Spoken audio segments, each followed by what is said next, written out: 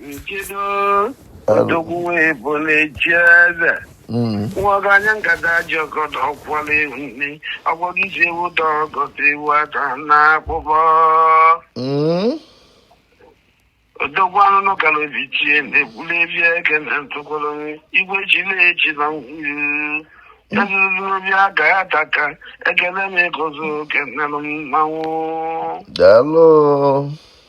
Wherever Benajos in Mokai, Ivoco Modern Apollo and you, George one or and the one or go can Kennedy Leo Makanaka was like a baba, and Asway, Namilia, Akalosaki Bunga, now Wale, on your chest in our address, I believe. Of course, man. Makanuko Chukutunya Madden is Ijeki to Punabu, it and is Makanaka Chukuna, in Ivechugo, Yam, Melene. Of course, man. I will Melegibu Goji Wakai, or Wanako Banaji, Waru Chake, Atuan or Igu, Nkadu Gunechi, Evan shoes. Malugwa Malo, Ndawa Gunu dog like Habu. So I go Jabu, Gana Tijon, or well, Kenya, why you warrior. Odogu Wazan, what go we, you can not easy in a boy, oh, yeah. Nakana than I join. Uzuliana Pokwa, Isiana, Apoda,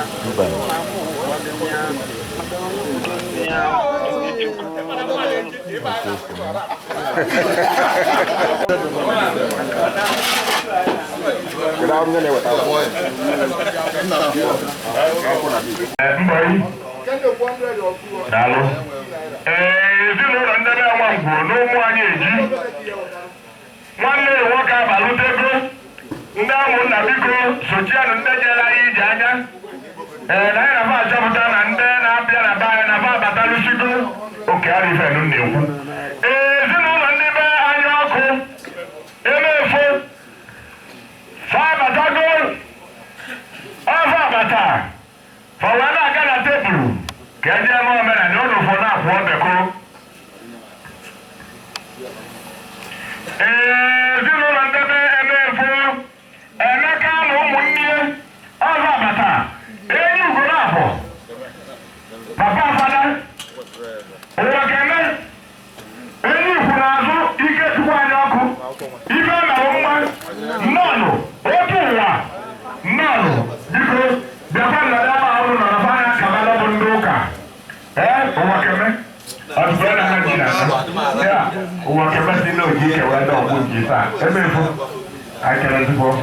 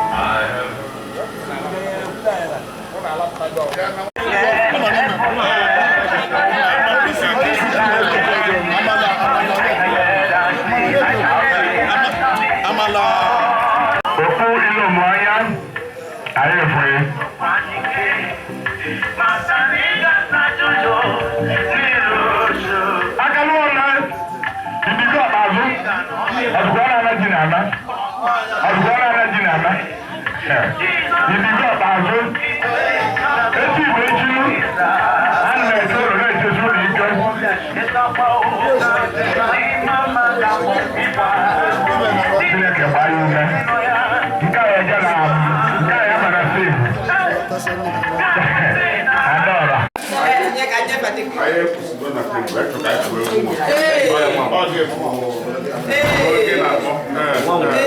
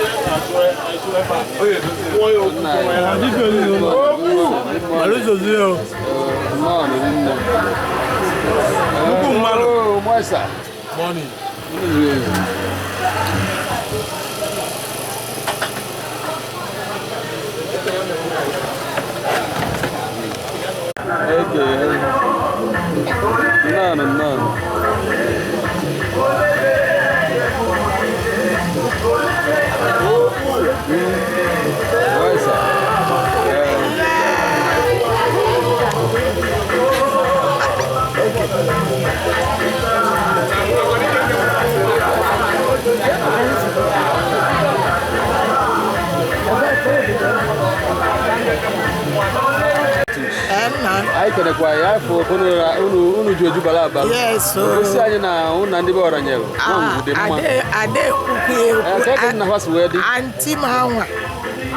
Mama Father one them now. And our special one couple. Great advisor, great coordinator. Honor Zemanokano. Makinanya, Abon honor, Mumuyame make a beef family. Yes. So I know Kayupanyalo. Benneth. Yes. Yes.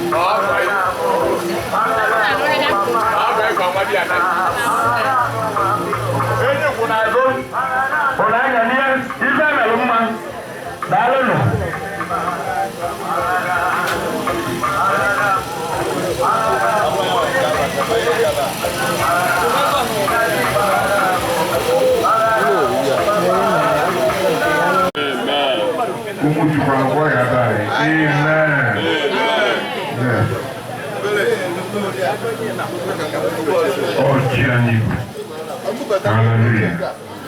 Please, only you only see Christ of Chineke. Aka court. Wherefore nwoke bata na court okpukpu n'isi. Nwaanyị bata na court ọchọ ife suchie isi.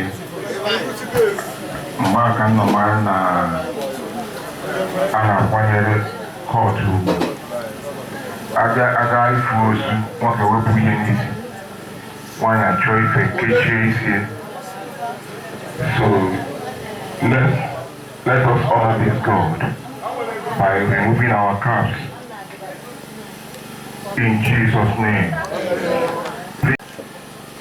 Our brother is being buried today. Our the worst sinner. And we are not better off than him.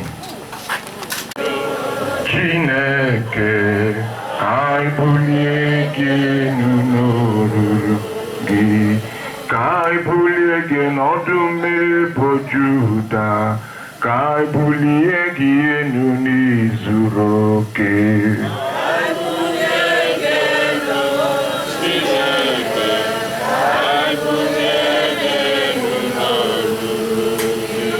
Anyị ga-ebuli gị enu n'olulu gị, kai bulie gị enu n'olulu gị chiọma. Ebube n'onwe ya, kai bulie gị enu n'olulu gị, kai bulie gị n'ọma kasị dị ụwa, kai bulie gị enu n'olulu gị Chukwu. Kai bulie gị enu Chineke, I believe you thanks, for this is your will concerning us. We cannot ask you questions because you know the best. Father, it is not beyond your power to stop this, but for the fact that you allowed it, Papa, we say thank you in the name of Jesus Christ. Father, we hand over this brief service into your hands. We ask, O God, that you take charge. Reign. Let all be ordered by your Spirit in the name of Jesus Christ. I dethrone any power that has enthroned itself against this moment in the name of Jesus. Anything contrary be silenced in the name of Jesus Christ. Spirit divine, take over as I plead the blood of Jesus Christ all over this environment. I soak everyone here with the blood of Jesus, and I decree anything contrary be silenced. You have no place here. In Jesus' most powerful name we pray. Amen. Hallelujah. I join us to celebrate this God. Amen. Hallelujah.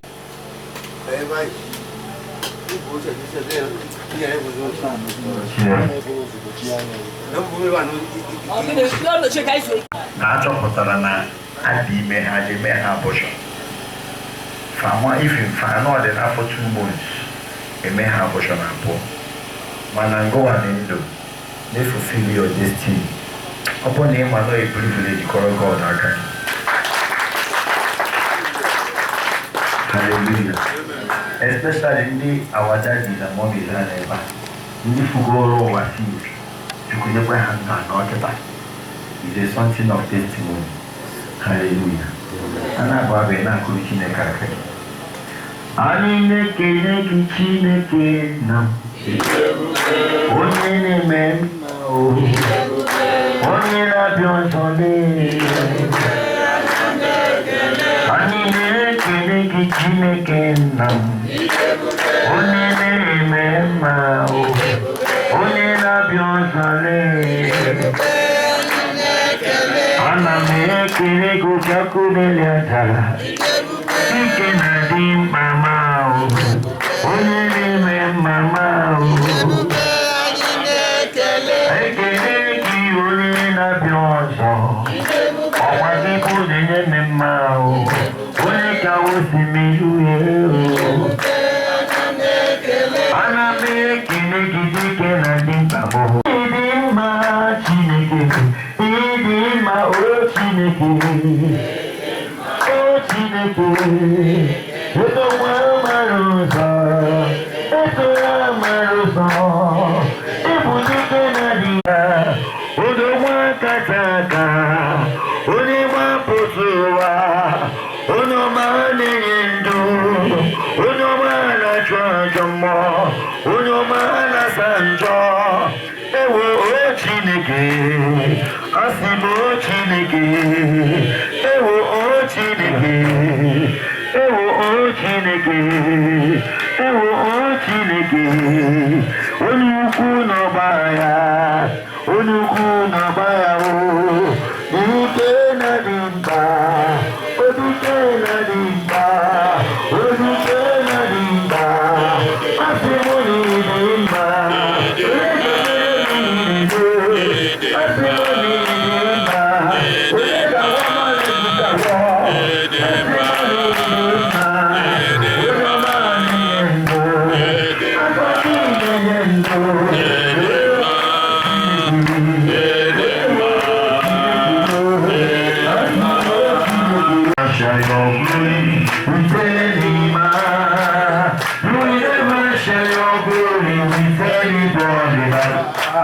Almighty God, thou is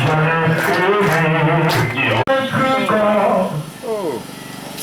You are the great I am. Hallelujah. Hallelujah.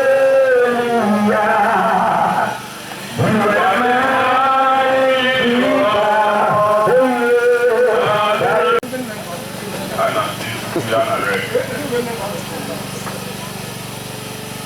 I'm making him bring on food. Well, what we don't know what he is. Already, Ojebi faced the owner of his life. Mwecho kamwero ohera kasie ezunu nondego oranya. Na ikufa ni ibe obi. n'eziokwu nke anyị ji bụrụ mmadụ ọ na-ewute. Ama m na ọ bụrụ na ọ dịgoda old enough. But then, asịkwa anyị na ọ dị old enough nọfee karịa mama nọ, ọ ka ya ewute anyị. Mana anyị na-asị unu jie ya. Ije ụwa ka ọ bụ. Ọnwụ bụkwa ụgwọ onye ọbụla n'ime anyị na-aghara ịkwụ. Tata, we are talking about Benneth. Enwere ike the next minute ọ bụ ụmụ onwe m. Maka na ama na ọnwụ onye ntụ aka kịta nyanwa akwa ọbara Jizọs. But the truth of the matter bụ na every one of us nwere an appointment with Mr. Death. Ọ bụrụ na ọ bụrụ tata, o nwere ike ịbụ echi. Ọ bụrụ na ọ bụrụkwa n'echi, o nwere ike ịbụ nwa n'echi. Ofu ife dị certain bụ na one day ma ọsọị nọ n'ọsọrọị, ị njikere nọ n'idiro njikere, ị ga-arapụrịrị ndụ a. Ị ga-arapụ ndụ a. Ma ọ bụ site n'ọya, ọ bụ site n'ihe mberede, n'ụdị ma ụdị ọbụla, one day ọ bụ na Jizọs abịarọ, anyị ga-arapụ ndụ a. So when I say the family, kasienu obi. Ọ na-atụkwala onye ọzọ ya kasi unu obi, na-abụrụ ka ọ na-kasi ọnwụ unu obi. As a matter of fact, ọ na-abụ ụdị ife a mee nwa ebe anyị je yesterday, nwaadị ụnụ nwụ na a na-anụ na mgbada ugwu ọbịa. Mgbe m juru elu ebe ahụ, na-ene katọn bịa, na-ene nkwụ ọkụ, na-ene waịn a na-aṅụ. Akụkọ nsọ na ole na between 70-72. Sabọsị anyị ga-ịkụ ozu nwanne m nwoke ya gbagbu agbagbu. Eji ebupụta mmanya, sabụrụ mmanya. Anyị kwesịrị ịṅụ mmanya. Ga-enwe ọtụtụ na-abụ. Ga-enwe ụmụ ya. Ọ bụrụ mgbe ife na-egbu anya, these are the things anyị nyere ka anyị gbachukwu okwu gbasara ya. Ọ dịrị ya na ọsọ ịdị asịsa bụrụ ndị aka si obi. Ya mere, ife anyị kwụ n'ọnụ nwere lọtọ nwetụrụ na this family. Then if I kwụkwa n'ọnụ nwere lọtọ nwetụrụ do your own life. And as a matter of fact, I nwere ike pasịkwa judgment. Isi enyere ka o change the body. Nye nwere make a choice ya why he was alive. Ife na-ekwu maka ya mmadụ njem. And that is raising question for anyị okwu n'ebe ọ dị nke n'isiokwu na-asị consider your ways. Consider your ways. Ka anyị gwa ya aka na Bible live Haggai chapter 1 and verse number 5. Near to the Mecca, onye mpịakọta ka o si wee zụọ afịa. Ka maka gị nwa. The rich man, you Abraham, si adịka ozi gwa Lazarus ya chee, na-enwe m ụmụnne ụmụ nwoke ise na be anyị. Na aba a bụrụ ebe kwesịrị mmadụ. Ọsịa mba, Jeff ka na-ekwu, n'abalị leta edeta alụba. Enwe ndị ka na-ekwu, n'abanyere threatening. The worst you can do to this foolish man kwaba bụ ịtụpụrụ egbe gbagbuo ya. Ọ maka na ịkwa m nsị, ebe akwụkwọ Chukwu pamiti ya. Maka ịkwa m nsị abụrụ maka nka a na-akwa ọrụ nsị. Ọ bụ na m meburu alụsị tụfuo. Ebe ọ na-abụ na-agwafa chọọchị ụkwa gwafa na nwere onye ogosi bụ dibịa.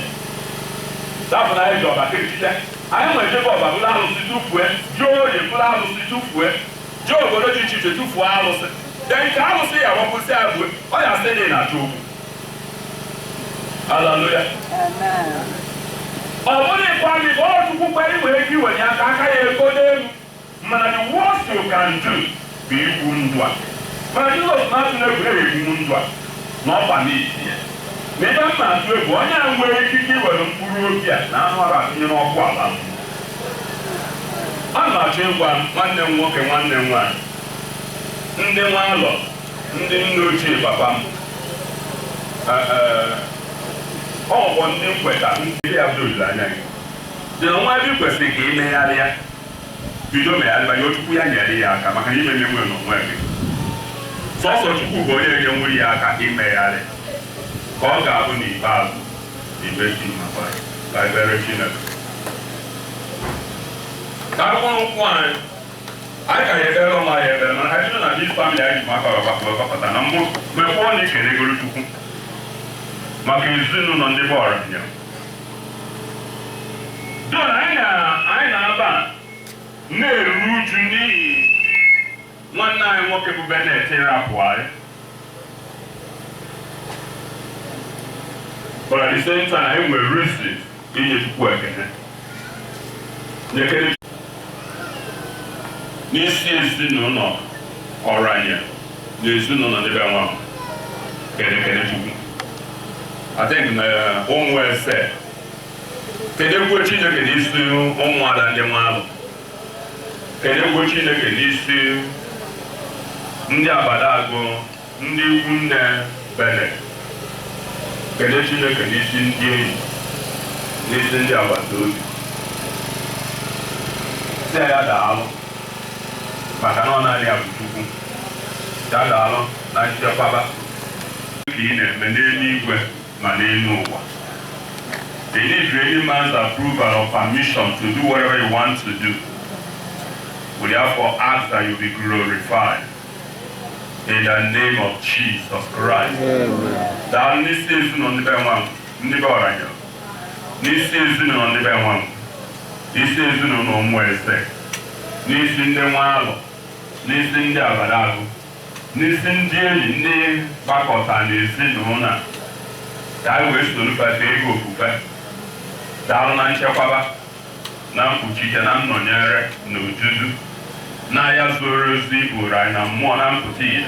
Daalụ ọmasị na anyị ka ya anọ ndụ n'ala ndị dị ndụ ka anyị wee nụrụ okwu a. Ka aha gị bụ Jehova bụrụ ihe a gosiri.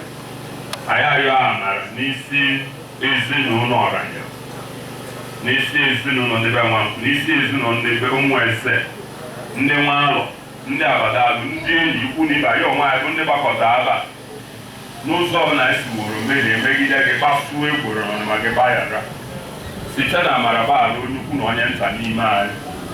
Were ọbara sachaa dụọ anyị nsọ ka anyị dị ọcha n'iru gị, nata n'aka gị ụzanye ayịyọ ebubo ọbụla onye iro na-ebo megide anyị ka e were ọbara sachaa maka ike nke mmehie bụrụ ya ala n'iyi site n'afọ a Jizọs Kraịst. Ka a rụrụ ọnwa anyị tighachi gị n'aka. Onye nwe anyị na-arara ezinụlọ a bụ ezinụlọ ndị be Oranyelu, na-arara ezinụlọ ndị be Nwangwu bụ Dibiga famili, na-arara ụmụ eze na-adịghị n'aka.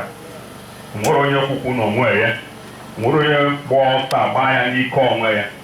Jehova, anyị na-arịọ ka ị nyere anyị aka iji wee tekie, in fact, iji wee kpee onwe anyị ikpe, they take a decision.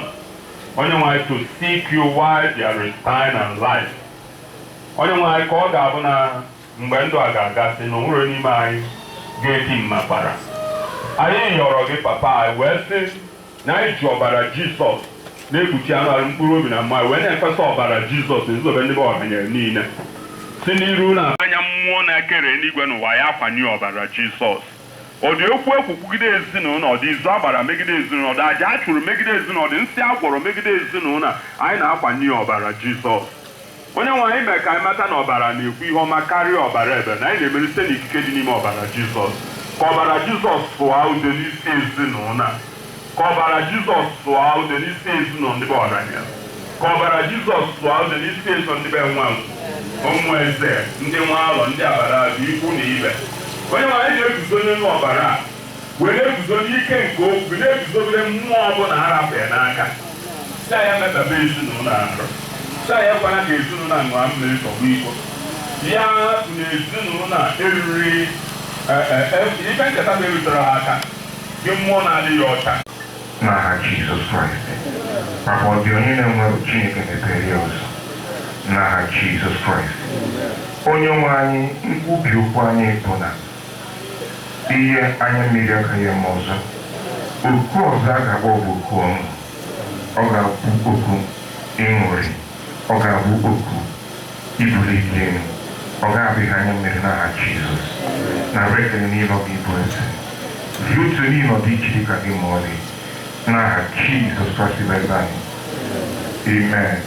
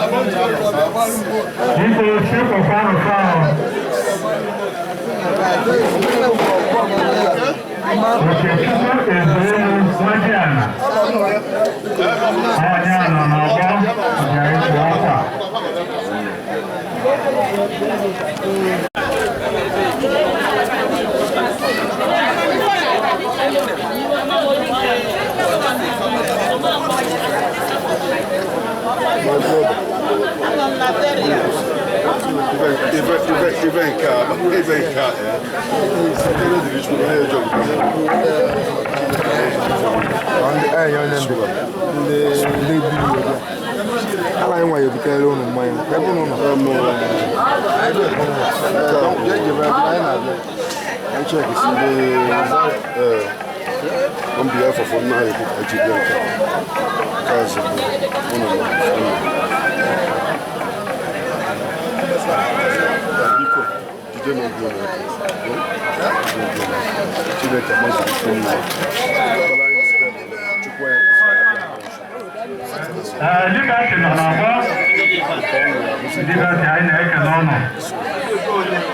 okay, fine. Sir, thank you. Come on, for I see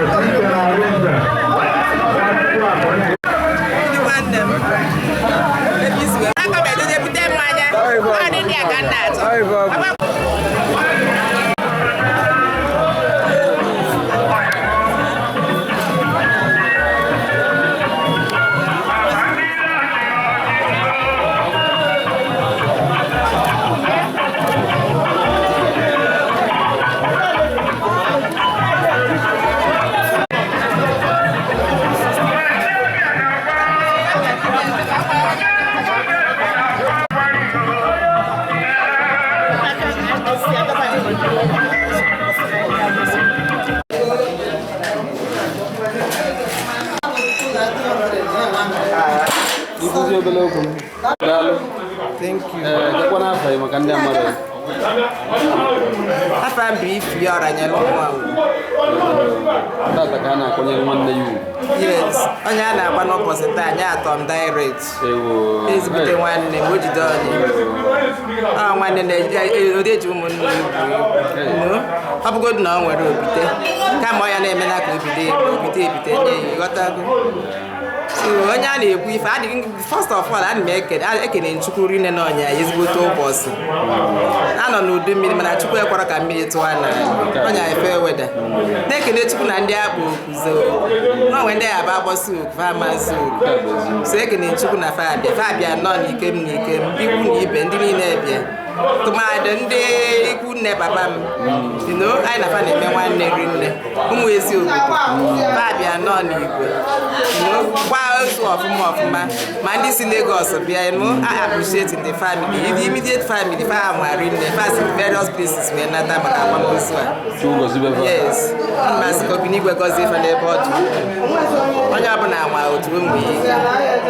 So, yeah, you are going to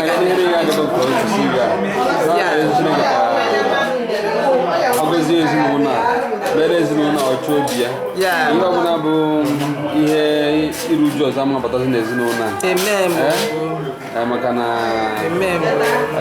also not told you yes, or told you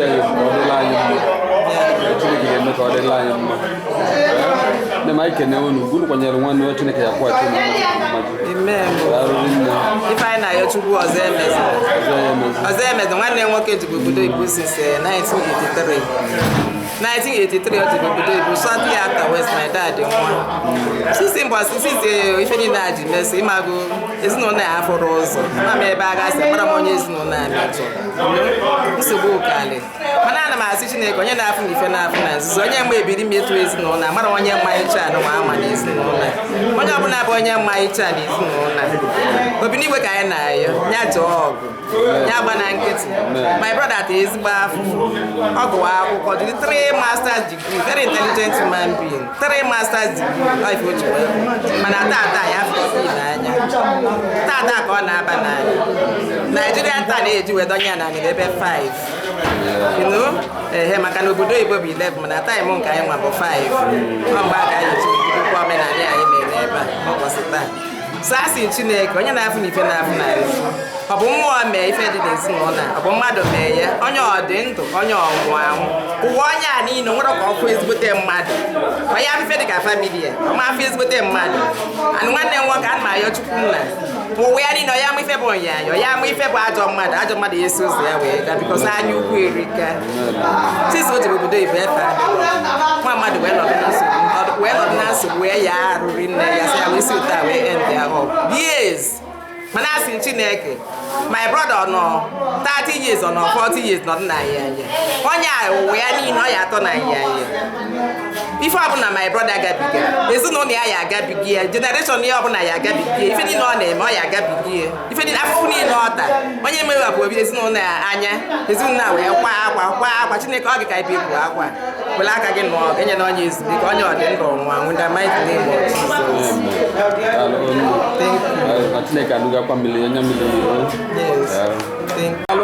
Thank you. Thank you.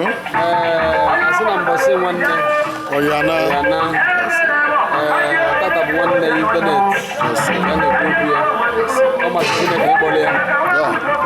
mana ọ bụ eziokwu na ọ dị anyị ka ọ tọrọ atọ mana Chineke mara ihe niile so kedu ụdị mmadụ ya bụ Benneth bụ otu si matara ya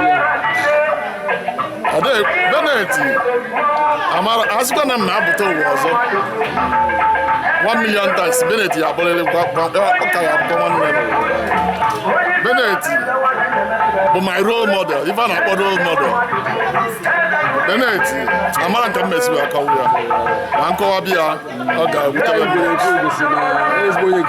Benneth ọ sị gị gaba atụ n'ụjọ gịnị a na-eme ife ọ sị gị na-aga atụ n'ụjọ. He's a very nice person with good heart. Nke bụ eziokwu bụ na ife karịa bịakwute